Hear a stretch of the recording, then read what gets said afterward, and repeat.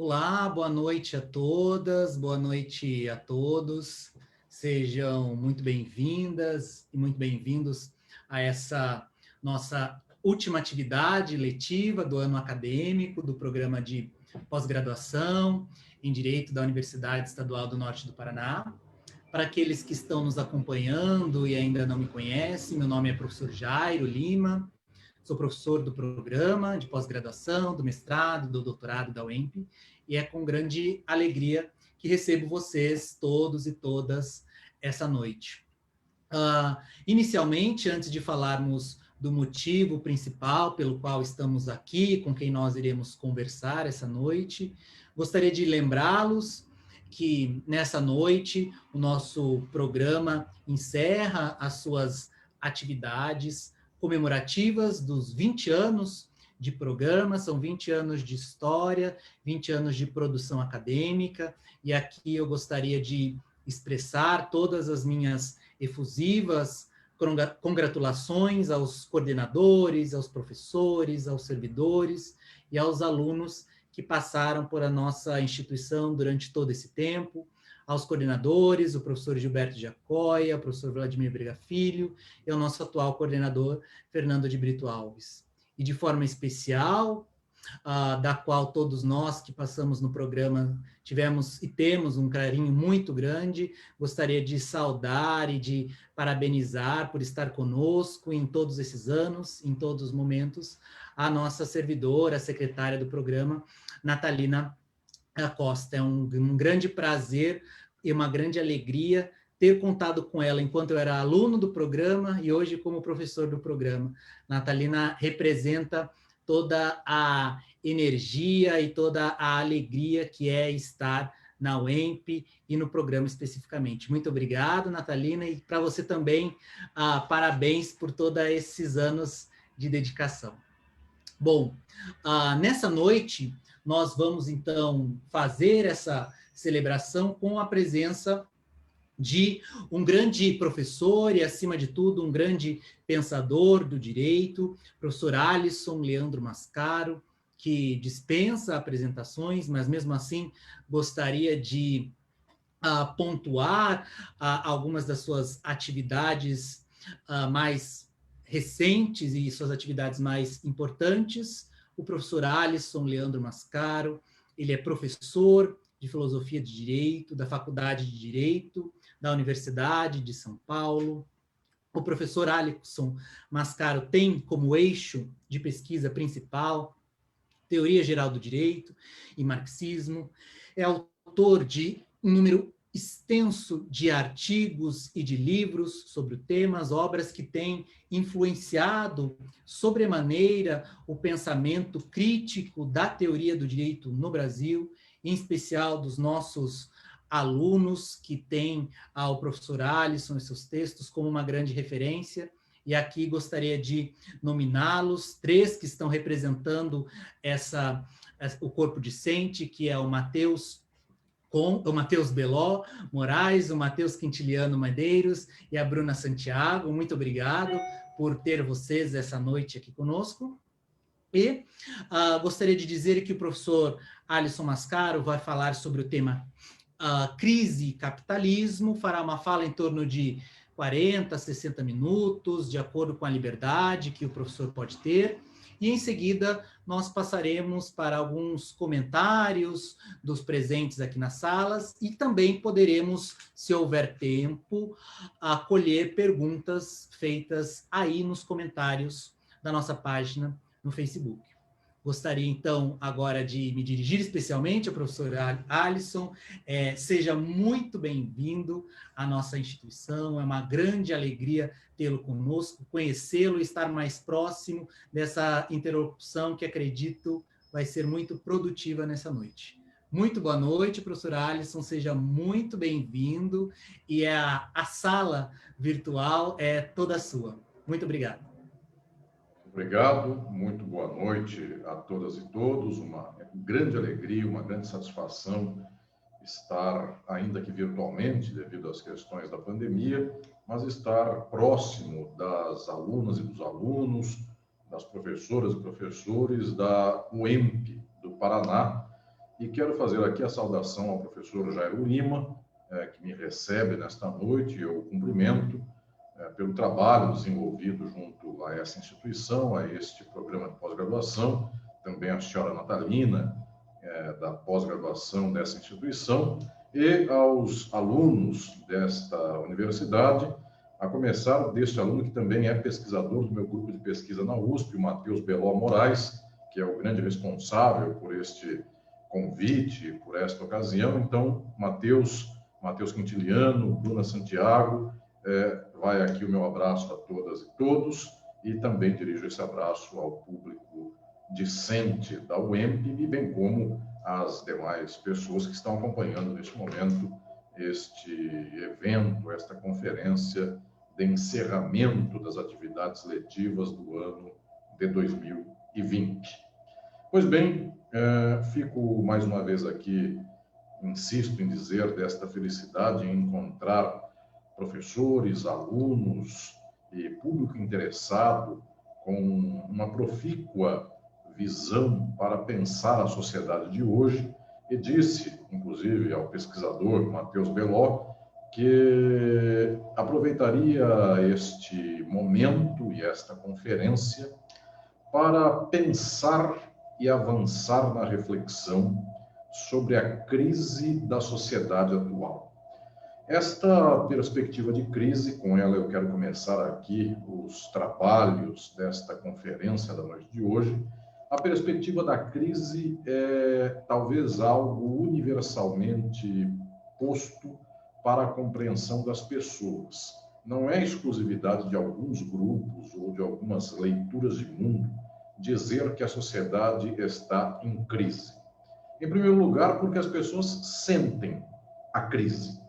Esta crise se sente por variadas razões. Eu diria que, inclusive, e talvez logo de início, logo de pronto, as pessoas não pagam suas contas, não fecham as contas no final do mês, sentem uma dificuldade enorme em conquistar uma vida estável, cada vez trabalham mais, cada vez insistem ou são conclamadas a ter uma espécie de demanda da vida, para que tenham que responder e-mails, WhatsApp, para que tenham que buscar uma modulação de currículo melhor, tudo isso para ganhar cada vez menos. As pessoas sentem que a sociedade está em crise. Esta crise é uma crise econômica, uma crise política. Efetivamente, as instituições sociais, de quando em quando, elas perdem, inclusive, eu diria aqui, uma espécie de pudor, uma espécie de recato. E então nós observamos as piores mazelas sendo declaradas muito patentemente pelos líderes do poder estatal de vários países do mundo. Pensem em Trump, e já com isso não preciso dar muitos mais exemplos de como vivemos, inclusive, politicamente, num quadro de crise por muitas sociedades, mas esta crise perpassa, eu diria, todos os setores da sociabilidade.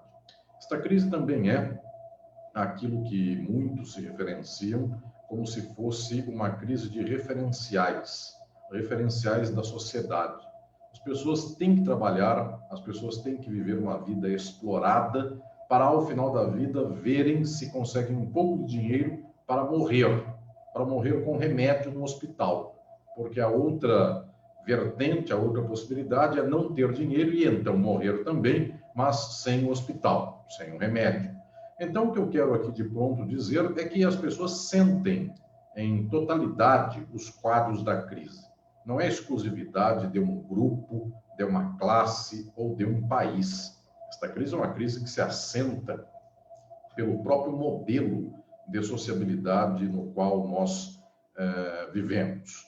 O que agora eu quero chamar a atenção das senhoras e dos senhores, logo de pronto, no início desta minha conferência, é o fato de que as pessoas não interpretam a crise do mesmo modo. Elas podem até sofrer o impacto das crises do mesmo modo. Claro, muitos não sofrem do mesmo modo o impacto, mas o que estou dizendo é que para classes sociais desfavorecidas, para grupos desfavorecidos, o impacto é mais ou menos sempre o impacto da exploração, sempre o impacto das opressões, sempre o impacto de uma vida com uma potencialidade diminuída. Agora eu quero chegar à primeira questão central desta minha reflexão, ora, nesta conferência. As pessoas interpretam e compreendem a crise de variados modos. E, via de regra, esta compreensão das crises é uma compreensão que não alcança o nível da materialidade científica daquilo que é a própria crise. Então, as pessoas não sabem ler os eventos de crise, que nós chamaríamos, então, conforme o melhor vernáculo da língua portuguesa, eventos críticos. As pessoas, via de regra, não sabem interpretar os eventos críticos conforme razões científicas, conforme razões efetivamente históricas, materiais da sociedade. Como é que as pessoas, via de regra, interpretam a crise? Elas apelam para leituras de mundo ou para interpretações da sociedade que têm causa e têm lastro para além da sociedade e além da história. Eu diria que no nosso tempo presente ainda continuamos reféns de uma chave explicativa de mundo que já tem milênios, que é a chave das religiões. Então, alguns dizem assim: estou passando fome porque Deus está me castigando. Deus não foi bom comigo. Perdi o emprego porque não fui merecedor da graça de Deus. Ou, via de regra, também invertendo a própria formulação destas mesmas pessoas, ganhei o emprego graças a Deus. Estas leituras de mundo são leituras que tomam um problema da crise social e não interpretam nem analisam cientificamente conforme os problemas sociais. Interpretam tudo isso conforme uma metafísica religiosa. No entanto, para além desta metafísica religiosa, eu diria que vem crescendo muito nos tempos presentes da sociedade mundial, também da sociedade brasileira, uma espécie de outra metafísica a respeito da crise, daquilo que as pessoas sentem acerca da crise.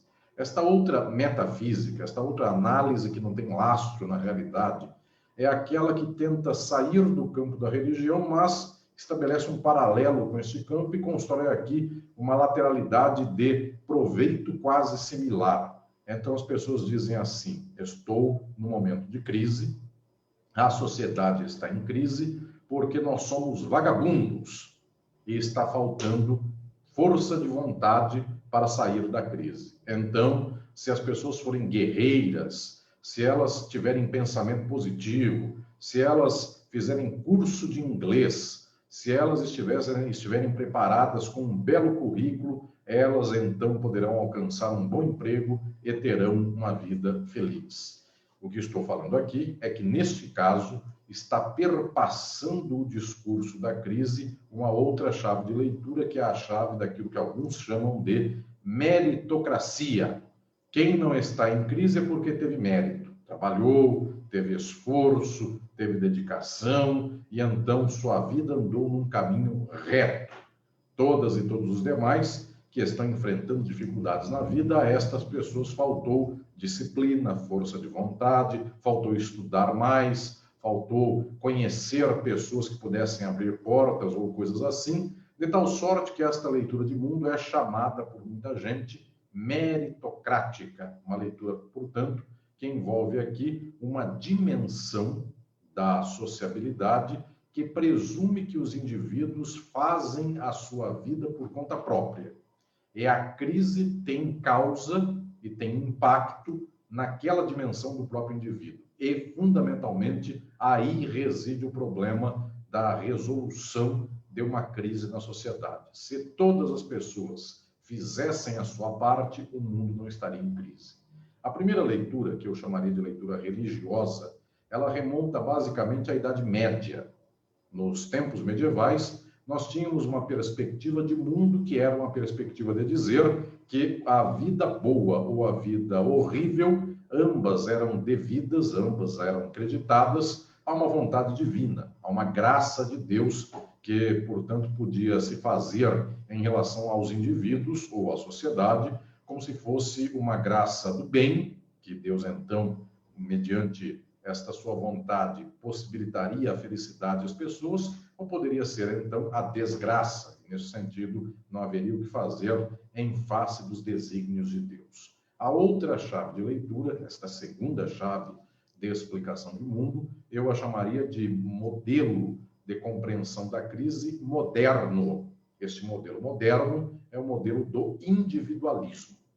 Na modernidade, inclusive, séculos 17 e 18, esta foi uma espécie de semente prática daquilo que o iluminismo era na formulação filosófica mais ampla, mais avançada, mais desenvolvida do próprio período.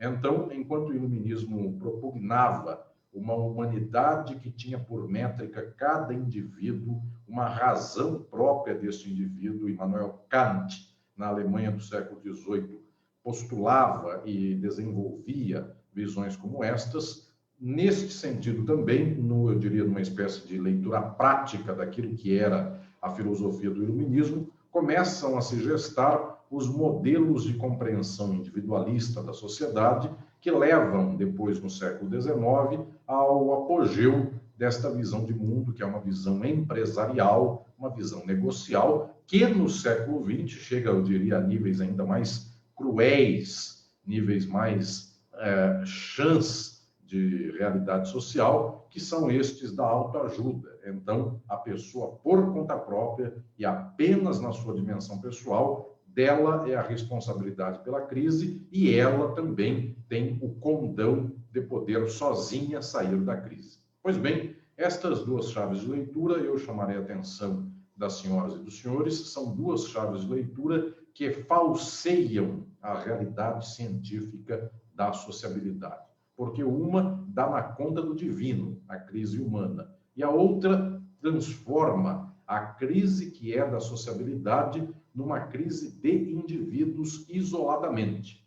Então, se um rico fica mais rico, como no caso dos dias de hoje, de crise econômica mundial e de pandemia, temos alguns casos exemplares, o dono da Amazon, esta empresa que cada vez mais está bilionária, cada vez mais alcança aí $1 trilhão.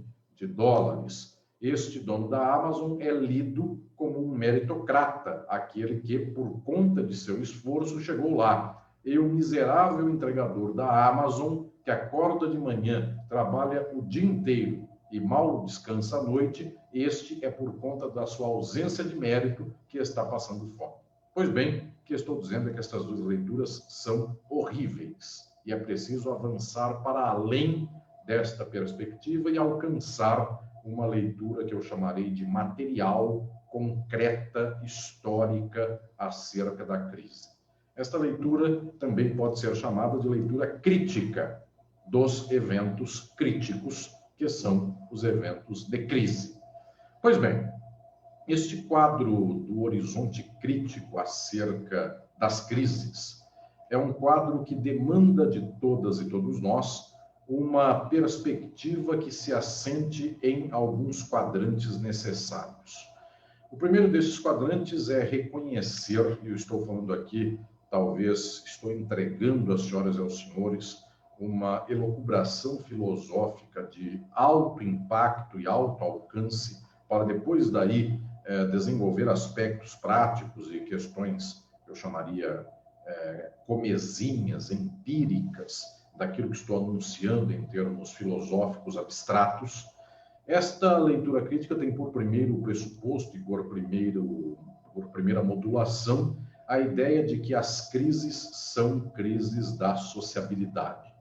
Então, elas nem são crises do empírio da divindade, não são crises mitológicas, não são crises divinais, não são crises do céu nem do inferno, são crises das sociedades.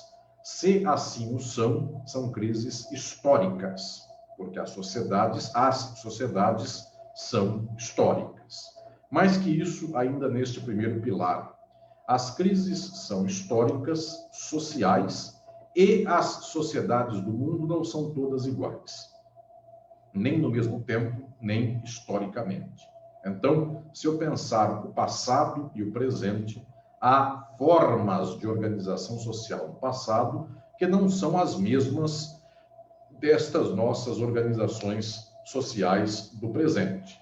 E, ainda que no presente a humanidade, o globo, o mundo, tenha eventualmente um padrão geral de organização da sociabilidade, no entanto, este padrão está assentado sobre realidades específicas. Então, a crise brasileira é de um modo, a crise norueguesa é de outro modo, a crise da Índia é de outro modo ainda, a crise de Moçambique tem outra perspectiva, de tal sorte que o mundo tem, eventualmente, um só modelo de crise que se arraiga, que se constitui e se enraiza em sociedades específicas. Então, aqui eu quero propugnar às senhoras e aos senhores esta postulação filosófica mais alta a respeito da crise. A crise alcança uma só sociabilidade em todo o mundo. No entanto, esta sociabilidade ela é de sociedades específicas, umas em relação a outras. Isto aqui talvez seja uma apreensão difícil no primeiro momento para as pessoas. Há coisas na nossa sociabilidade que são universais e há coisas na nossa sociabilidade que são nossas. Estas que são universais, eu as chamarei de formas da sociabilidade. Então, todas as sociedades operam mediante relações entre as pessoas, entre os sujeitos destas sociedades, que são relações constrangidas pelas mesmas formas. Desenvolvo isso de um modo mais específico, de um modo mais avançado, em um livro meu que se chama Estado e Forma Política. Nesta obra, busco avançar com a compreensão de como as nossas relações sociais são determinadas por formas que constrangem nossa interação relacional. O que estou dizendo nesse sentido, quero falar agora destas formas universais. Elas se encontram por todas as sociedades do nosso tempo. Estas formas que se encontram por todo lado são as formas do modo de produção da sociedade. Então, o modo pelo qual a sociedade produz as riquezas é um modo que constrange a todas e todos nós. Nós não temos outra alternativa a não ser entrar na engrenagem do modo de produção. Não é opcional da gente fazer isso. Nós somos impelidos a entrar sob as condições, sob as formas do modo de produção. Eu darei alguns exemplos para que as senhoras e os senhores entendam este quadro que aqui estou anunciando nesta conferência de hoje. Nós nascemos e nós sempre nascemos com um lastro familiar ou, eventualmente, sem lastro familiar, mas é a família ou a ausência dela que vão nos dar a condição econômica de cada um de nós na sociedade. Então, existem famílias cujos pais, cujos responsáveis, são aquelas e aqueles que lutam cotidianamente para ver se conseguem fechar a conta no final do mês e dar de comer para os seus filhos. Então, o filho vai percebendo, conforme a vida, que a disposição que ele tem de si, da sua vontade, do seu querer, é dependente da sua disponibilidade econômica.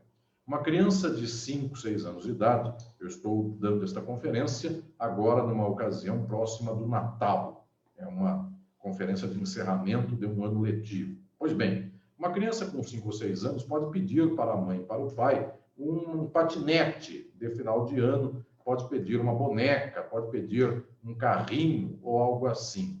E descobrirá que os seus pais dirão assim: eu não tenho dinheiro para comprar este presente para você.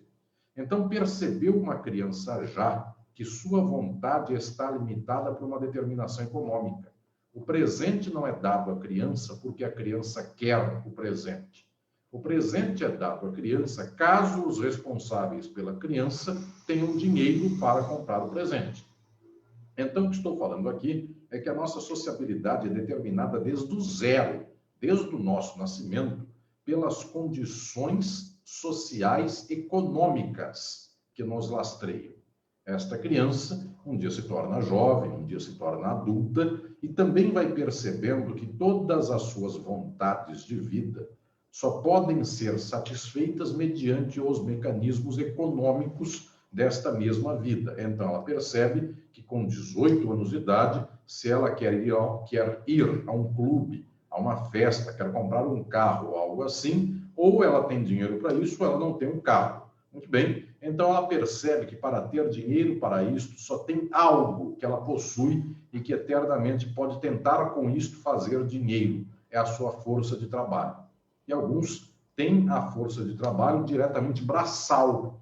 É o que resta para alguém, é seu braço, é seu corpo, é pegar uma máquina e mexer a manivela da máquina, é pegar um instrumento numa indústria e saber operá-lo, é eventualmente pegar uma enxada e trabalhar na roça, é o corpo diretamente fazendo algo nesse sentido, é limpar o chão, efetivamente. Alguns podem até imaginar, eu sou interpelado ou interpelada a usar meu corpo e tenho que usar também funções cerebrais específicas para dar conta de um salário. Então, a pessoa tem que preencher uma planilha de Excel, tem que escrever um relatório, tem que fazer uma conta sendo caixa de supermercado, coisas assim, e as pessoas acabam sendo interpeladas, tendo que viver uma vida vendendo força de trabalho para que, ao cabo disso, consigam algum dinheiro para poder sobreviver. Então, as pessoas percebem que, em não tendo capital, elas têm que vender força de trabalho. E agora começa uma competição de todo mundo numa sociedade deste perfil, no qual o capital está nas mãos de alguns e não está com a maioria, começa uma competição entre todos estes e estas para verem quem consegue um melhor emprego para ser explorado por quem tem o capital com menos condições dracônicas, com menos condições horríveis. Então, com uma condição social efetivamente um pouco menos pior. Senhoras e senhores, o que estou falando aqui é que a percepção geral da sociedade é de que há uma determinação da nossa vida que é uma determinação econômica. Claro, alguém dirá assim, eu não tenho opção de morar como um hippie na beira da praia. Mesmo esta opção envolverá em algum momento comprar um remédio, comprar uma comida, de tal modo que, ainda que eu diminua os meus gastos econômicos, eu sou demandado por esta sociedade a ter qualquer coisa mediante paga. A forma fundamental desta sociedade é a forma mercadoria. Todas as coisas do mundo só chegam nas mãos de todas as pessoas se elas forem transacionadas mediante uma relação que é mercantil. Esta descoberta é de Karl Marx em Capital, livro do século XIX. As coisas do mundo, todas elas se tornam mercadoria. E a principal das mercadorias é o trabalho do trabalhador.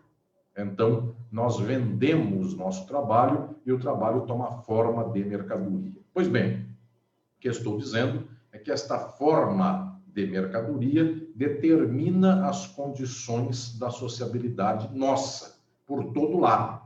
Só que estas condições da sociabilidade são para todo lado, são universais na Terra toda, mas não em todos os tempos.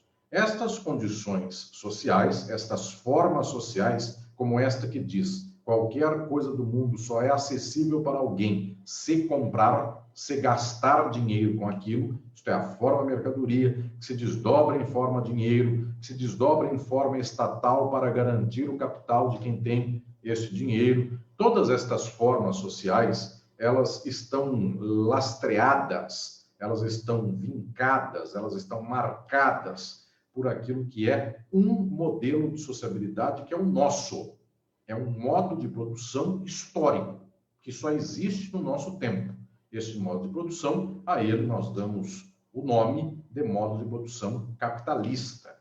Antes do capitalismo, havia outros modos de produção. Na Europa, o que existiu antes do capitalismo era outro modelo de produção, que era o feudal. Então, uma só pessoa possuía uma terra totalmente sob seu controle, ganhou do seu pai, passou por tradição de pai para filho, e todas as demais pessoas, não sendo esta, que era o senhor feudal, tinham que se condicionar, tinham que se prostrar a uma condição servil em face deste senhor, sem o que, sem este trabalho servil, elas não receberiam do fruto da terra, elas não beberiam a água que perpassa aquele feudo, nem poderiam se abrigar da neve no frio, mediante a choupana que este senhor feudal oferecesse à serva e ao servo. Pois bem, é outro modelo produtivo, tem outra forma de coerção social. Antes do feudalismo, houve, na Europa, estou aqui dando o caso da Europa, houve um modelo de organização social escravista, que nem era igual ao feudal, era mediante força bruta, era mediante uma coerção de um povo que tomava o outro, mediante guerra, tomava como escravizado. Então, esse modelo de coerção material é um, o feudal é outro, o capitalista é outro. Estou contando tudo isso porque a história não começou com o capitalismo, nem deverá acabar com o capitalismo. O capitalismo não é a natureza humana. O capitalismo é uma forma de sociabilidade. No entanto, todas as sociedades do mundo que são capitalistas, estas sociedades estão submetidas às mesmas formas sociais. Elas têm que ter um Estado para garantir o capital. Então, não há nenhum capital do mundo que exista sem um Estado que o garanta. Aquele que tem a terra, a indústria, aquele que tem um DOC bancário, um TED bancário, aquele que tem uma conta no banco, quem garante que esta conta é daquela pessoa? Ou melhor, quem garante que 100 mil reais valham 100 mil reais? Por que um banco não diz assim, você depositou 100 mil reais aqui no banco faz 20 anos, hoje cedo o banco acordou, descobriu que esses 100 mil reais não existem mais, pereceram. Alguém deletou 100 mil reais. Quem garante que 100 mil reais se convertam em papeizinhos, que são chamados dinheiro, e que esse dinheiro possa comprar um carro, possa comprar comida, possa fazer uma festa? Quem garante que esse papelzinho é correspondente a coisas como arroz, feijão, casa, terreno, automóvel, roupa ou qualquer coisa assim? Existe um lastro estatal que faz com que, se as pessoas começarem a dizer você tinha 100 mil no meu banco, agora derreteu, o Estado, eventualmente, faz com que o banco tenha que cumprir o contrato com aquele que depositou seu dinheiro na conta do banco. Pois bem, este contrato que faz o banco ser responsável em face daquele que é o poupador, também faz com que o poupador não chegue ao banco e diga assim, senhor banqueiro, o senhor tem 200 bilhões na sua conta bancária, eu não tenho nada, daqui 1 milhão de reais para mim, e eu exijo isso porque o senhor já tem demais. Observem, é também o Estado que impede a massa da população de tomar os meios de produção e o capital, porque ele vai dizer, está garantido este capital nas mãos do capitalista. Isso se chama propriedade privada. Então, nas formas do capitalismo, talvez uma das formas centrais é a forma jurídica, é a forma que garante que o capital é do capitalista e que alguém, ao poder trabalhar para o outro, será explorado por este outro e o faz mediante um vínculo contratual. Então, o capitalismo tem uma novidade da forma social na qual se estabelece em relação a outros modos de produção, porque no capitalismo, efetivamente, o que nós temos é uma instância jurídica que faz a intermediação da exploração. No feudalismo e no escravismo, a exploração era direta. Um tinha um chicote, portanto, escravizava o outro. No capitalismo, um explora o outro porque os dois fizeram um contrato. Então, é o direito que permite a própria exploração. E há um terceiro, que é o Estado, que este sim tem o chicote na mão, monopólio da violência legítima, e que manda dizer, se este não obedecer a este, que é o capitalista, e tentar tomar o capital deste, eu, Estado, garanto o capital deste contra este, prendo a este aqui. Então, o direito penal tem uma função primordial nas sociedades capitalistas. O que estou dizendo é que estas sociedades, todas elas têm forma social que é única. Forma mercadoria, acumulação, esta forma mercadoria que se transforma que se desdobra em forma de dinheiro, que tem que demandar uma forma política estatal, que tem que fazer com que as pessoas sejam consideradas iguais umas às outras, para que uma explore a outra, porque elas são desiguais materialmente, mas elas têm que ser transformadas em iguais no momento do contrato. Todas estas são formas que estão dadas em uma sociabilidade capitalista, seja o capitalismo dos Estados Unidos, do Canadá, da China, do Japão, do Brasil ou da Argentina. Em qualquer lugar, as formas do capital são as mesmas, mas são formas históricas. Elas não têm 300 anos. Antes disso, o que havia eram formas sociais feudais. E estou também anunciando que poderá existir o dia em que a humanidade tenha formas sociais que não sejam nem feudais, nem escravistas, nem capitalistas. Eventualmente, os pobres, os trabalhadores e trabalhadoras do mundo podem, em algum momento, tomar os meios de produção e, a partir daí, então, as trabalhadoras e os trabalhadores não têm mais uma distinção em relação à riqueza social, controlam diretamente esta riqueza social. Isto seria uma sociabilidade socialista que se poderia construir em situações futuras da própria humanidade. Pois bem, estou falando que o capitalismo é posto mediante formas sociais e estas formas, elas se erigem, elas se estabelecem em territórios, em espaços os mais variados. A estes espaços eu os chamarei de formações sociais. O capitalismo tem as formas mesmas, únicas para qualquer sociedade capitalista. E estas sociedades têm arranjos específicos que são as formações sociais. Hoje é uma sexta-feira, 11 de dezembro de 2020. Ontem, quinta-feira, 10 de dezembro de 2020, a Argentina votou em primeira votação na Câmara dos Deputados daquele país vizinho, deste nosso país vizinho, votou a autorização, a legalização da possibilidade do aborto, caso a mulher assim o queira. Pois bem, a Argentina é vizinha do Brasil, vizinha, inclusive, com uma vasta fronteira comum. Talvez a fronteira mais populosa de ambos os lados seja a fronteira que nos vincula com a Argentina.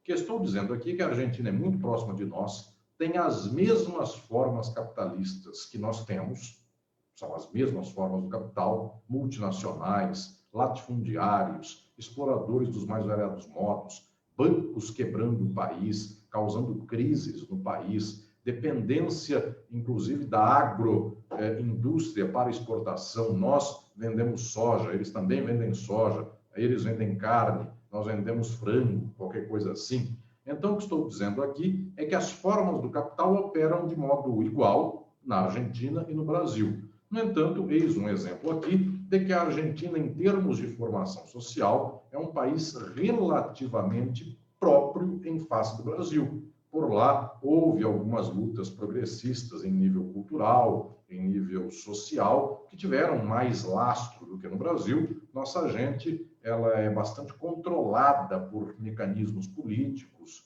sociais, culturais, de matriz mais conservadora. É uma característica da sociedade brasileira, em especial das sociedades do interior brasileiro. Eu sei que eu falo a uma universidade do norte do Paraná, certamente é uma sociedade tão conservadora quanto a paulista, portanto, uma sociedade de características específicas. Isto é uma formação social, porque observem que uma grande capital cosmopolita opera sob as mesmas coerções das formas sociais que uma cidade pequena de interior. Capital, mercadoria, quem não tem é explorado, quem tem explora, e explora mediante contrato, tudo isso é forma do capital. No entanto, existem formações em específico. Há quem, numa grande cidade, possa se sentir mais livre para vender e comprar o que quiser, porque é uma cidade cosmopolita. E no interior, tudo também é comprado e vendido, como na capital. No entanto, as pessoas usam de subterfúgio para questões que são reprimidas devido ao conservadorismo local. Então, uma série de questões que possam ser levantadas como tabu em um lugar e não é em outro lugar. E isto está dando a dimensão que todas as sociedades têm formas sociais e são formações sociais em específico. Pois bem, estou dando este pilar de compreensão da crise, porque a partir de agora eu quero desdobrar o segundo monumento desta leitura filosófica acerca da crise. Existem crises que podem ser lidas como crises das formas sociais e crises das formações sociais. E quero anunciar que também existem crises profundamente estruturais que alcançam a forma e a formação social. Então, quero poder, com este quadro, avançar na reflexão desta conferência, às senhoras e aos senhores, enunciando e especificando quais são esses modelos de crise. Eu chamarei a atenção para este ponto mais alto, que é a crise da forma social. O capitalismo, que é o nosso modo de produção, poderia falar do feudalismo. O feudalismo entrou em crise em um certo momento da Europa. Poderia falar do escravismo. A escravidão antiga também entrou em crise. Crise do Império Romano. Uma crise, efetivamente, de uma sociabilidade que não conseguiu se manter do mesmo modo pelo qual ela se assentava até então. Então, escravizadas e escravizados começaram a se insurgir. Esta exploração não deu mais conta de ser sustentada na base do chicote dos exércitos dos senhores escravos romanos. Houve invasões bárbaras. Tudo isso fez um caldo social que levou à ruína, à decadência do Império Romano e ao fim desta forma de produção, desse modo de produção escravista. Na ruína disso saiu um outro modo de produção inesperado que se viu historicamente, foi chamado de feudal, que também em sua ruína ensejou uma vasta história de contradições, disputas, conflitos, e ao cabo disso resultou o que nós chamamos hoje de capitalismo. Pois bem, os modos de produção podem e entram em crise nas suas formas sociais. O capitalismo tem estruturas necessariamente críticas, de crise. Anuncio esta tese também, que não é minha, mas eu desenvolvo para alguns problemas e alguns fins em específico. Anuncio esta tese em meu livro Estado e Forma Política. Desenvolvo, no entanto, várias dessas questões em um outro livro meu que se chama Crise e Golpe. Pois bem, qual é a minha tese central que quero aqui anunciar? O capitalismo é sempre crise, porque o capitalismo se dá numa reprodução social cuja única orientação é a acumulação. A senhora e o senhor que estejam fazendo faculdade, não importa se é de direito ou qualquer outra coisa, estão aprendendo para ver se amanhã ganham dinheiro. Não é pelo amor ao saber, não é pelo gosto pela justiça, pelo gosto em relação à cura dos seres humanos, quem é da área da saúde. É também, pode ter um gosto pela saúde, pela cura, mas no fundamental tem que sobreviver, tem que viver vendendo força de trabalho. Então alguém vende enquanto enfermeiro, o outro enquanto médico, o outro enquanto advogada, a outra enquanto advogada, e assim sucessivamente. São as variadas possibilidades de venda da sua força de trabalho. Todos têm que vender. O que ocorre é que a acumulação, esta estratégia e lei geral do capitalismo, é uma acumulação que sempre entra em crise, porque os acumuladores causam, com a acumulação, uma desgraça nos explorados. Os explorados, efetivamente, têm condições que fazem com que a distância social, a capacidade de dispor da vida, seja bastante dificultosa. Pois bem, este capital que vai se acumulando, em vários momentos ele não tem capacidade de continuar a acumulação. E observem, quanto mais o pobre for pobre, mais o rico acumula, mais o capitalista acumula.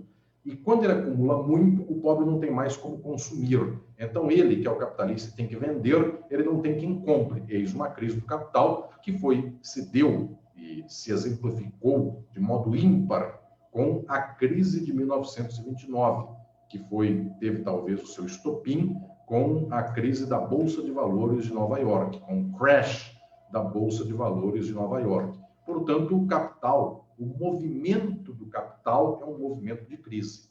Quanto mais acumula, mais esgarça e impede a acumulação. Esta é uma lei geral do capitalismo. A lei da acumulação carrega consigo uma tendência, uma uma forma de dinâmica social que leva à queda tendencial da taxa de lucro neste próprio movimento de acumulação.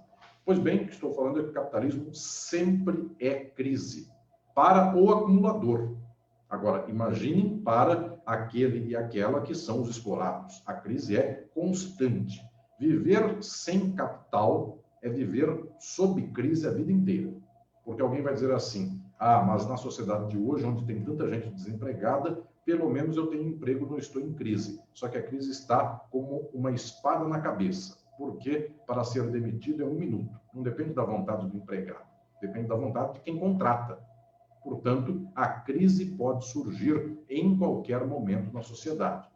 Eu, inclusive, nestes anos atuais da crise econômica, me defrontei com vários casos, inclusive destes executivos de grandes empresas, via de regra, pessoas de uma matriz de leitura de mundo muito conservadora, muito vinculada a esta dita meritocracia do capital, e esta gente ganhava salários relativamente muito bons em face da média da sociedade brasileira. Então, defendiam com unhas e dentes a ideologia do capital, porque é assim mesmo, eu sou rico, porque efetivamente quem ganhasse 30 mil, 40 mil, 50 mil por mês, em face de um povo que não ganha 1.000, essa pessoa já vai ficando alguém de extrato social muito distinto, muito superior. E essa pessoa louvava o capital, louvava profundamente, odiava leituras progressistas, odiava leituras críticas, e um dia acorda de manhã com a demissão.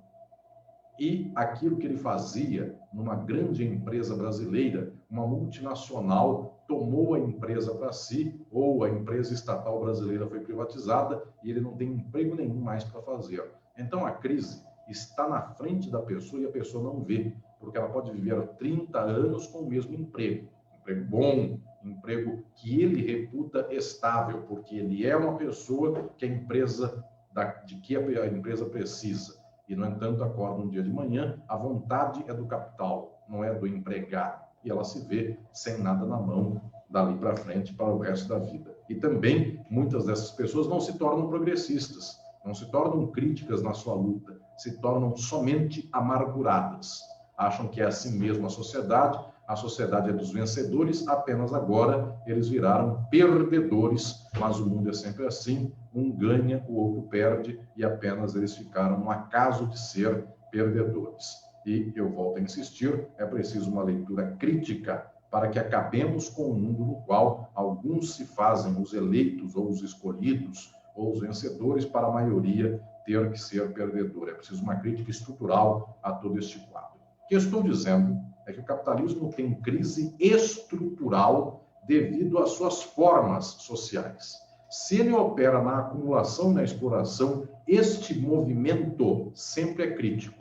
Por isso, há sempre crises no capitalismo. Houve, inclusive, alguns economistas que, na história do século XX, conseguiram até acertar os ciclos da estabilização do capital e da crise. Então, houve grandes economistas que conseguiram determinar, conseguiram até vislumbrar ciclos de crise. E esses ciclos de crise, inclusive, cada vez mais se tornam menores. O espaço da estabilização para chegar a uma crise estrutural pós-momento de estabilização cada vez é menor.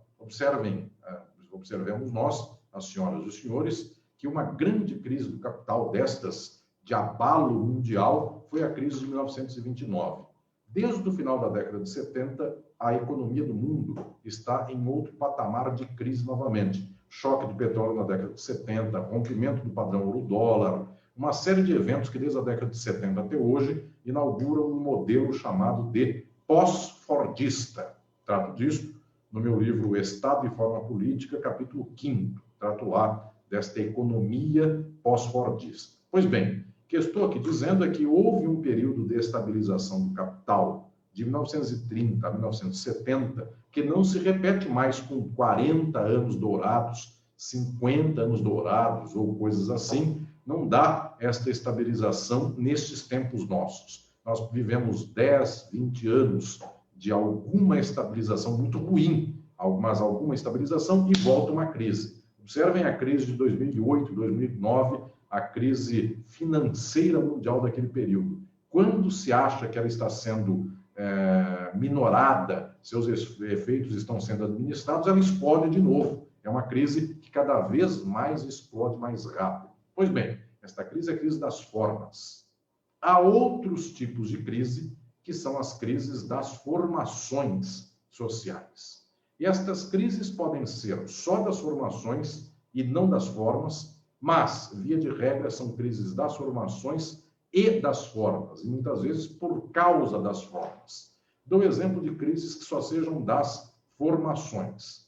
Imaginem uma sociedade na qual haja uma disputa política sem fim por razões religiosas. Então, um grupo religioso odeia o outro, este grupo, eventualmente, não aceita um governante do grupo do lado de lá, tem que ser um governante do grupo do lado de cá. Ou dou um outro exemplo. Hoje, nos dias que correm, alguns países do mundo têm sido levados a uma disputa extremada entre visões de mundo laicas, eu diria republicanas, eu diria institucionais, liberais, burguesas, contra leituras de mundo que são leituras conservadoras, via de regra quase reacionárias ou reacionárias do campo religioso. No Brasil, esta disputa que nos Estados Unidos foi muito fomentada, ela chegou aqui há alguns anos e ela tem tido um campo fértil. Então as pessoas dizem assim: o Brasil não é um país laico, porque a maioria é cristã, então o direito do Brasil, o Estado do Brasil, tem que atender a maioria e azar da minoria. Então a proteção homoafetiva, a proteção às mulheres, às divorciadas ou divorciados, tudo isso tem que ser abominado, porque a maioria é religiosa, e a maioria não pode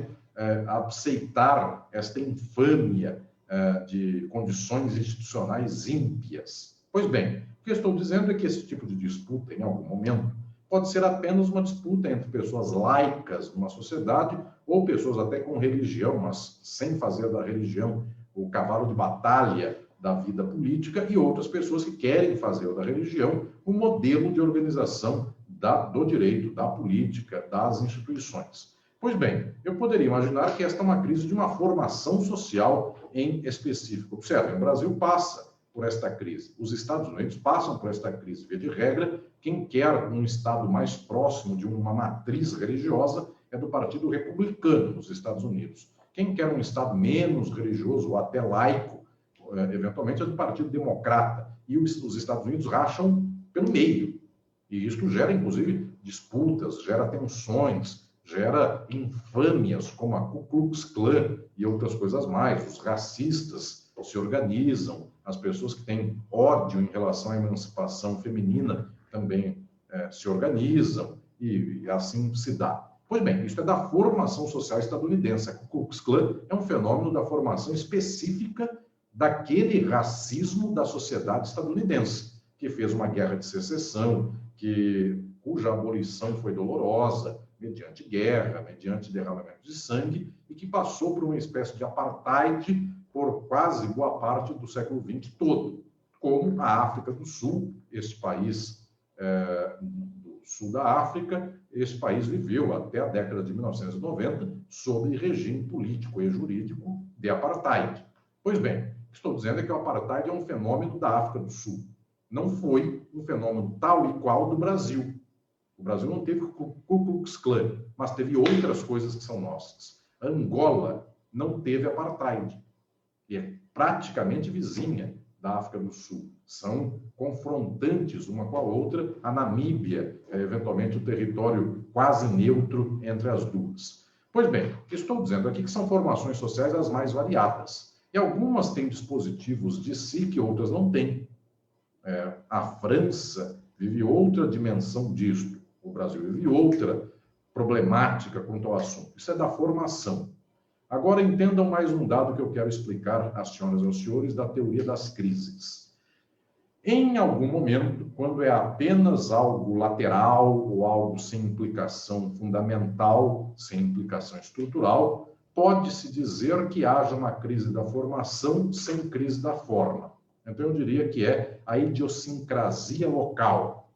Ou posso dar exemplos disso. Poderia imaginar que há um século a disputa entre o vosso estado do Paraná com o estado de Santa Catarina pela demarcação territorial dos estados seja uma disputa da nossa formação territorial do sul do Brasil, que tinha um impacto apenas naquelas condições ali dadas, e que foi um capricho da resolução da União, do governo federal, estender o território do Paraná para tomar ali o sul do estado do território catarinense, tomar o sul do Paraná a partir do norte catarinense, pode ter sido um capricho de resolução daquela formação social específica. Via de regra, no entanto, estes problemas e estas crises da formação social revelam uma junção com a crise da forma social.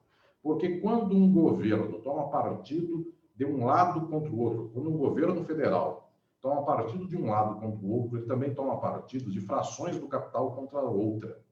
Por isso, quase sempre, uma disputa de território acaba sendo vencida pelo território que tenha mais dinheiro, que tenha burguesia mais organizada, mais representativa. É verdade, o Paraná ganhou mais terra de Santa Catarina do que vice-versa. Nesta briga vossa de um século, Santa Catarina perdeu terra para o Paraná. E é verdade também que no final do século XIX, no começo do século XX, a burguesia do Paraná, que não era uma grande burguesia nacional, mas em face da de Santa Catarina, era uma burguesia mais representada no plano do Rio de Janeiro, no plano da capital, do que a burguesia catarinense. Então, via de regra, um problema de uma formação social acaba sendo resolvido mediante as formas sociais e as formas do capital. E mais, não é só que a formação gera um problema e a forma resolve por ela. É que o problema da formação, a crise da formação, agora eu quero explicar este dado aqui às senhoras e aos senhores, é quase que uma correia de transmissão da crise da forma social. Então, eu quero falar que nos Estados Unidos, não é porque o povo acorda de manhã e se torna hiperfanático de religião, que isto gera um país quase ingovernável de vez em quando, porque a apuração dos votos dá 50-50. Não, é pior do que isso. É que o capital, para acumular em crise e para aumentar a exploração, precisa ensejar na formação social uma espécie de mobilização ideológica, religiosa, fanática, para que o povo, em passando fome, em ficando para trás economicamente, em sendo desempregado, não se atente ao problema econômico e se atente a problemas como falta de fé em Jesus, ateísmo, decadência moral, porque surgiram as lésbicas e gays e transexuais e outros que essas pessoas condenam. Então, eu preciso constituir nas pessoas uma sensibilização social por causa da crise das formas. Então, eu constituo uma crise das formações profundamente alinhada como correia de transmissão da crise das formas. E, inclusive, esta crise da forma sendo transmitida para a crise em formações específicas, isto redunda num círculo vicioso que se torna virtuoso para o vício. O que estou falando aqui é que o capital está em crise, o povo cada vez mais passa fome. No entanto, se eu conseguir mobilizar o povo para que ele nunca olhe contra o capitalista, nunca olhe para o capitalista para brigar contra ele, mas ele olhe para o vizinho e saia matando o vizinho, isto é vicioso e virtuoso. Por que vicioso? Vicioso porque eu faço um pobre bater no outro. Eu faço o branco fazer aqui uma ascensão da sua condição racista para matar o vizinho negro, e isto é o horror de uma crise viciosa, só que ela é virtuosa ao capital, porque enquanto um mata o outro, um está batendo no outro, o que bateu de vez em quando é levado para a cadeia é privatizada, então o dono do presídio privado ganha lucros extraordinários em bolsa de valores nos Estados Unidos. E alguém vende rifle para um matar o outro, esse também ganha. Então, observem que o vício da crise da forma e da formação é virtude. Agora vai mais uma tese que eu anuncio em Estado e Forma Política. Esta tese, para mim, é central nestes eixos do que estou explicando aqui, em nível muito alto de reflexão filosófica a todas e todos. A crise não é ruim ao capital, além de não ser um elemento raro, pelo contrário, é presente, é constante. A crise, ela enseja um remanejamento de condições econômicas que, via de regra, se torna favorável ao próprio capital. A crise do capital se aproveita ao capital. Então, quanto mais uma sociedade se torna uma sociedade esgarçada, mais alguém encontra lucratividade nesta sociedade, vendendo arma, vendendo consolo do céu, vendendo água santa de não sei onde, vendendo o paraíso, vendendo terreno no cemitério.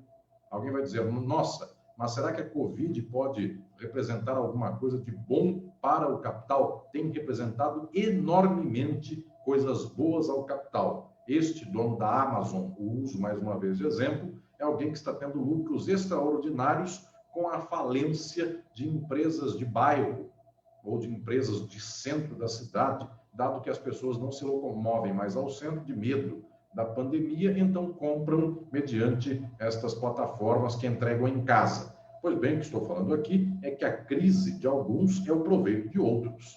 E muita gente desempregada tem que vender o imóvel e outros não querendo comprar porque não tem dinheiro, então abaixam o preço do imóvel. E quem tem muito capital compra, então, o imóvel do outro a um preço vil. Observem, a crise é a oportunidade de lucro, é a oportunidade de acumulação ao capital. De tal modo que quanto mais crise o capital tem, e o capital sempre tem crise, mais o capital vai desenvolvendo aquilo que é a lógica da acumulação e da concentração de riqueza, e a população do mundo vai se tornando miserável. Esta minha conferência, eu quis com ela expor termos gerais da lógica da crise do capital. E eu quero aqui anunciar, recapitulando, estas questões necessárias. A crise é sempre uma crise do modo de produção, esta crise ampla e estrutural. Ela não pode ser pensada apenas como sendo uma crise de uma formação. Há, é verdade, crises de formação. Elas são muito apenas do capricho ou muito da vontade circunstancial. Elas só são assim se elas não têm impacto econômico. Mas, via de regra, elas têm impacto econômico. Então, a crise é a crise do modo de produção, porque o modo de produção tem problema na lógica da exploração. Esta lógica da exploração nunca fecha. O capitalismo vive em crise. E, pasmem, senhoras e senhores, o capitalismo vive em crise e o capitalismo vive da crise.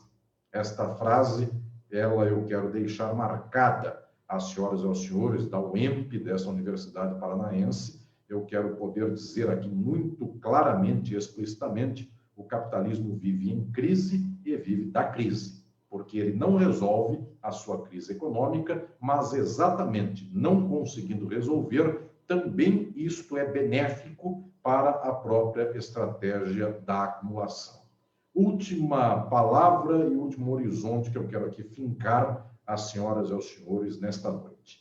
Eu estabeleci os marcos teóricos para pensar a crise na sociabilidade capitalista. Agora eu quero falar das possibilidades de resolução da crise ou de administração da crise.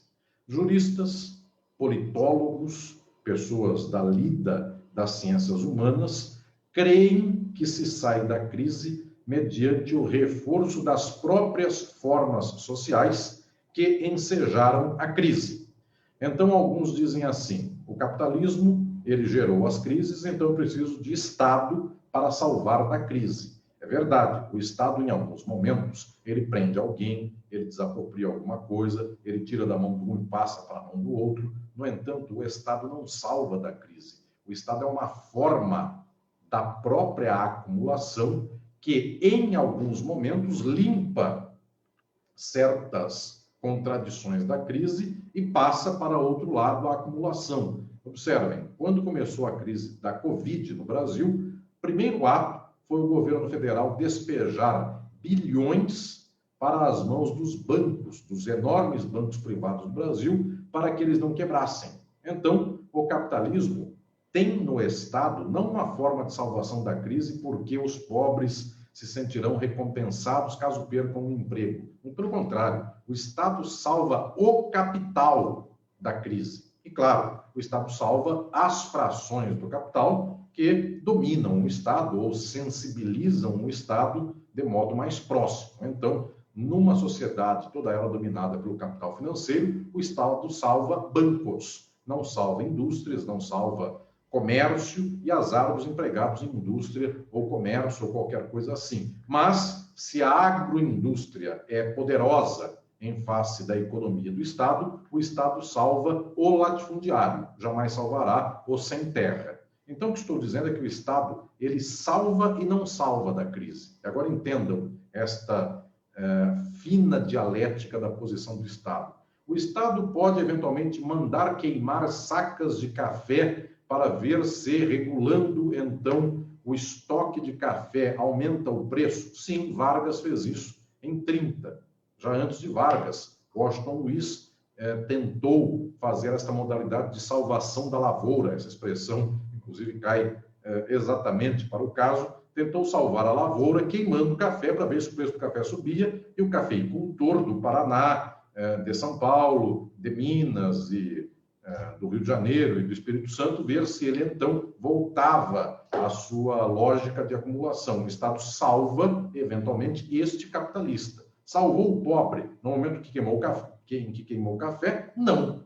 Depois, obviamente, Getúlio Vargas, em momentos de desenvolvimentismo capitalista, fez a CLT, outros mais, mas que também não salvam o pobre, dão-lhe condição de exploração menos indigente dentro do capital. Pois bem, o que estou dizendo é que o Estado intervém na lógica social e econômica na crise, eventualmente estanca a crise, mas não estanca para fazer a sociedade se emancipar da crise do capital, mas para colocá-la em outro patamar, para situá-la de outro modo. Então, a decisão política e estatal não acaba com a crise, transforma-a, toma-a de um jeito e leva-a para outro modo. Prende mais pobre, prende mais indesejado, mata o segregado social, e isso eventualmente resolveu a crise, enxugou a parcela dos indesejados, a parcela dos que não têm emprego na sociedade, enxugou na base da bala. É uma das soluções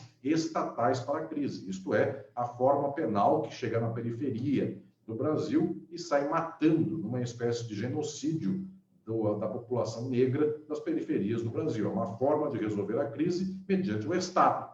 Não estou dizendo que esta forma é a forma louvável ou desejada. Agora eu quero anunciar o principal. Estas formas sociais, como Estado e direito, que são formas do capital, são formas, então, da crise. Elas não podem resolver o capitalismo da crise. Elas podem transformar um momento da formação social em outro, ambos de crise.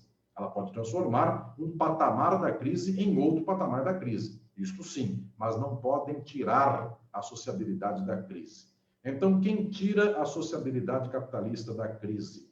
Quem tira a sociabilidade capitalista da crise é quem conseguir tirar a sociedade das determinações do modo de produção capitalista. E, obviamente, os únicos interessados e as únicas interessadas em sair do modo de produção capitalista, que é um modo específico de exploração, são aquelas e aqueles que não recebem, que não logram lucro, nem logram riqueza, nem acumulação com esta sociabilidade. Virtualmente, senhoras e senhores, somos 99% do mundo. Nós somos os únicos interessados e as únicas pessoas possíveis para transformar este mundo. E aí, então, as senhoras e os senhores sorriem, dizendo: somos a maioria, é só uma minoria que ganha com a acumulação e todos nós perdemos. Porque tenho a certeza, senhoras e senhores alunas e alunos que estão me ouvindo nesta noite, os próximos 30 ou 40 anos do capital serão de crise. Vocês chegarão aos 70 anos imaginando: puxa, eu fiz uma faculdade, uma boa faculdade, e a minha vida nunca me permitiu ter conforto e ter descanso. Eu tenho que trabalhar dia e noite, madrugada, até o final da vida. É a sociedade capitalista que não nos aproveita. No entanto, isto que é uma certeza, a sociedade é de exploração da maioria para proveito da minoria, e esta é a nossa grande força, porque nós mudaríamos este modo de produção em pouco tempo de luta. Somos maioria. No entanto, o capital não deixa que a maioria transforme o mundo, e agora eu vou anunciar por duas razões. Um filósofo francês contemporâneo de nome Louis Althusser disse assim: O que garante a reprodução social capitalista são os aparelhos que mantêm esta mesma sociabilidade.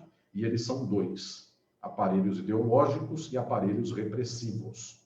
Então, se nós, os explorados e as exploradas do mundo, nos levantarmos contra os capitalistas e tomarmos os meios de produção, se os trabalhadores do campo tomarem as fazendas e os latifúndios, ato contínuo, os juristas se levantarão, serão chamados, é para isso que vocês fazem faculdade de Direito, não é para defender pobre, não é para defender explorado, é para defender o explorador dos pobres. Então, o jurista se levantará e prenderá o trabalhador que tomou o latifúndio. Para isso serve o direito, para defender o capital do capitalista, a propriedade privada. Então, este é o aparelho repressivo: o Estado, o Exército, a polícia, o braço armado da violência dita legítima, o direito. Isto faz o aparelho repressivo. Por que a maioria não se levanta? Porque sabe que, na hora que começar a levantar, leva tiro, vai preso e desgraça uma família. Uma pessoa presa, efetivamente, desgraça uma família. O filho fica sem o pai, o filho fica sem a mãe, fica sem alguém para sustentá-lo, para lhe dar orientação de vida. Então, as pessoas são conservadoras numa sociedade capitalista porque o aparelho repressivo é tamanho que as pessoas têm medo de se levantar. Mas dois, tem gente que tem coragem, tem gente que não tem mais nada para perder. A pessoa já se pôs como uma desgraçada da vida e ela enfrenta a sociedade de peito aberto. Para que isso não aconteça, então existem os aparelhos ideológicos. Eles não reprimem na base da bala, porque vai que haja um corajoso, vai que haja uma corajosa. Então, este que enfrenta a bala, é preciso mais um aparelho para que ele não enfrente a bala. Este aparelho é o ideológico. Aí a universidade faz sentido, aí a família faz sentido, aí a religião faz sentido, os meios de comunicação de massa fazem sentido, porque eles dizem assim: você não está em crise, o capitalismo não está em crise, o capitalismo é a natureza. Quem está em crise é você, vagabundo, não teve meritocracia, não estudou, não fala inglês com sotaque de Houston, você não tem currículo na Cato, então a culpa é sua. Isto fala o padre, o pastor, o líder religioso, fala o professor na escola, inclusive as faculdades que dão mais dinheiro lotam de alunos, as que não dão dinheiro nenhum, ninguém quer fazê-las. Então, por isso que cursos de Direito, Administração, Medicina são cursos muito procurados. Agora, curso de Filosofia, Ciências Sociais, Belas Artes, Escultura, ninguém nem lembra de fazer esses cursos, pouca gente vai atrás disso. Portanto, o que estou dizendo aqui é que nós somos orientados ideologicamente pelos aparelhos. E quando o povo começa a passar fome de modo desgraçado, aí vem a televisão e diz para o povo que o povo tem que se conservar na onde está, não pode tentar se mobilizar, porque toda mobilização e todo progressismo é corrupto.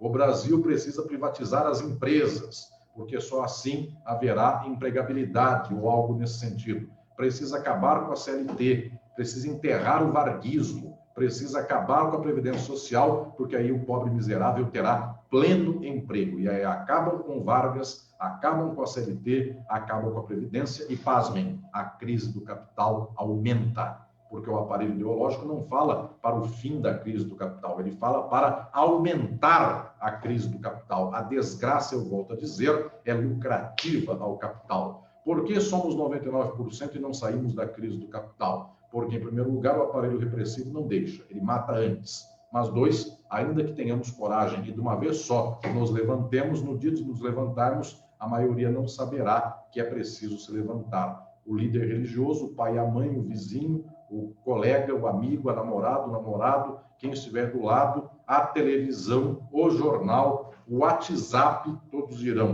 somente gente vagabunda, ou gente que não tem Jesus no coração, ou gente que do mal é que se levanta. Acorde de manhã e cumpra o seu papel nesta ordem para um mundo melhor. Senhoras e senhores, no aparelho ideológico, as pessoas são oprimidas e constituídas para não se levantarem. Agora eu vou dizer aqui a razão desta última das minhas falas nesta minha conferência de hoje. As pessoas são reprimidas pela bala. E vou lhes dizer que a bala mata 1000, mas não mata 1 milhão.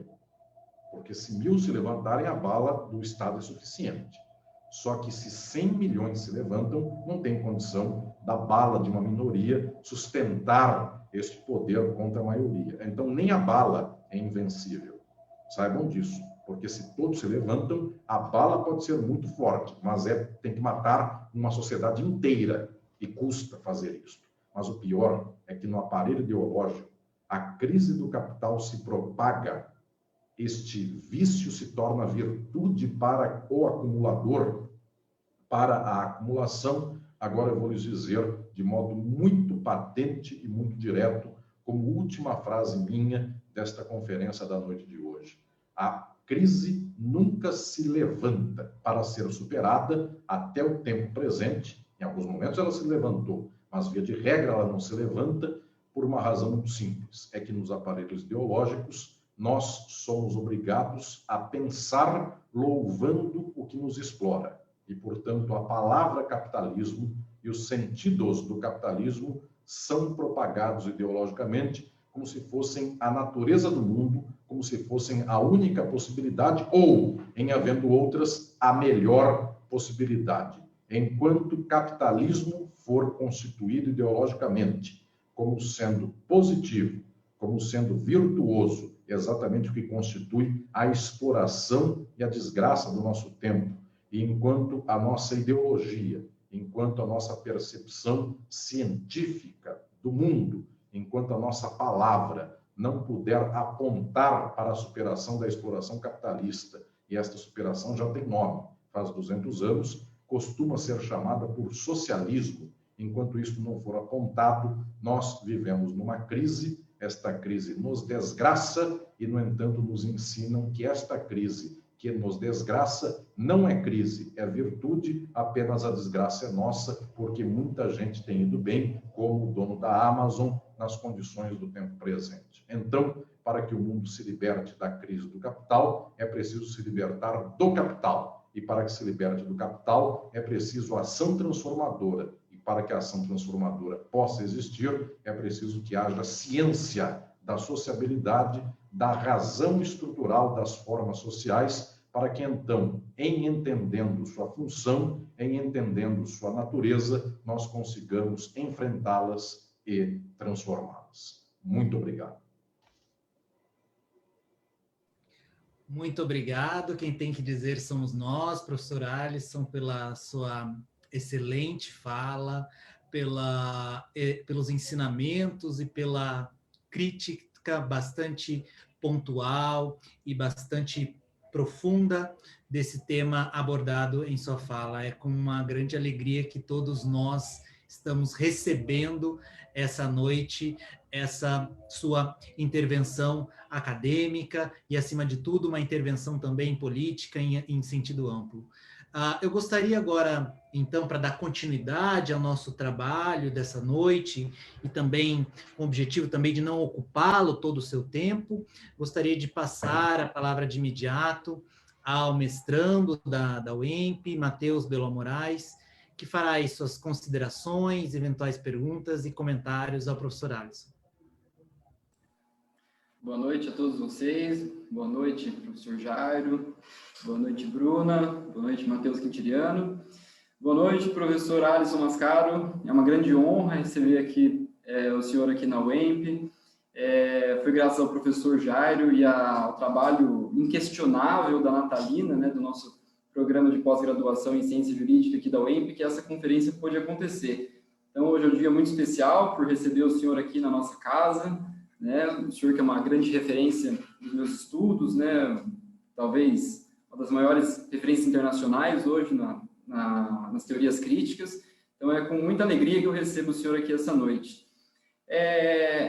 Como essa palestra, essa conferência dirigida por um programa de pós-graduação em Ciência Jurídica, a minha instigação para o senhor aqui essa noite vai ser quanto a um conceito que o senhor desenvolve na sua obra Estado e Forma Política.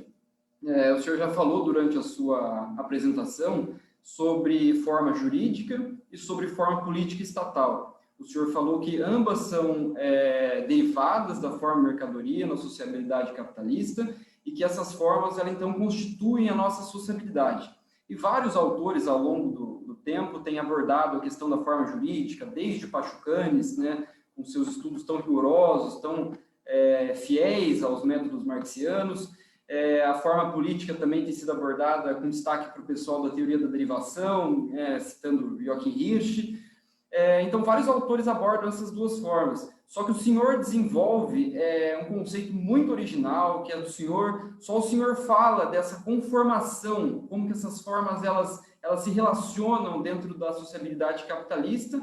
E também gostaria de ouvir um pouco sobre como essas crises acabam interferindo nesse processo de conformação.